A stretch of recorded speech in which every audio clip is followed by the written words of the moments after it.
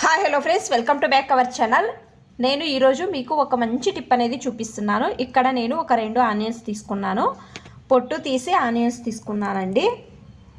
ఇంట్లో బొద్దింకలు బల్లులు ఎక్కువగా ఉంటాయి కదా, వాటిని ఏ విధంగా కంట్రోల్ చేయడమో అని చూపిస్తానండి. ఒక మిక్సీ జార్ తీసుకొని ఈ విధంగా ఆనియన్స్ను కట్ చేసుకుంటున్నాను. చూడండి, వీడియోలో చూపిస్తున్నాం కదా, ఈ విధంగా కట్ చేసుకుంటున్నాను ఆనియన్స్ రెండును. తర్వాత ఇది గ్రైండ్ చేసుకుందామండి.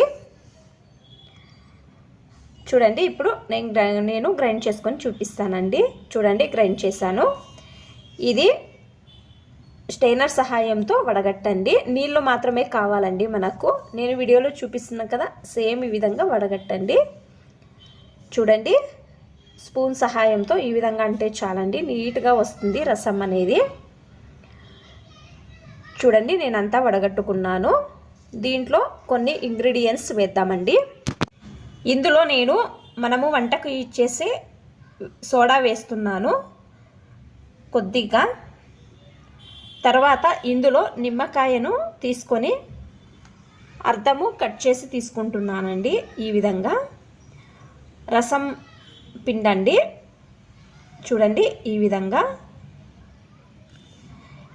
చూసారు కదా. ఇప్పుడు నేను మిక్స్ చేసి చూపిస్తానండి. మనం నిమ్మకాయ రసము అలాగే సోడా వేసాం కదా, ఉబ్బి వస్తుంది. చూడండి, ఈ విధంగా కొద్దిగా దీంట్లో వాటర్ వేసి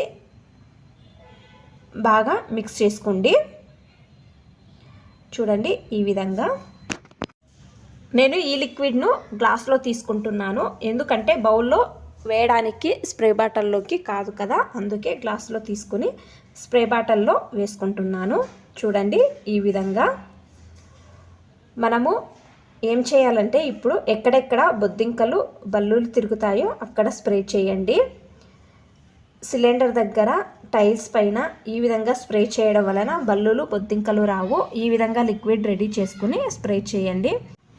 చూసారు కదా, ఈ లిక్విడ్ ఎంత బాగా హెల్ప్ అవుతుందో ట్రై చేయండి. మీరు కూడా ఒకసారి బల్లులు బొద్దింకలు అనేవి రావండి మీ ఇంట్లోకి.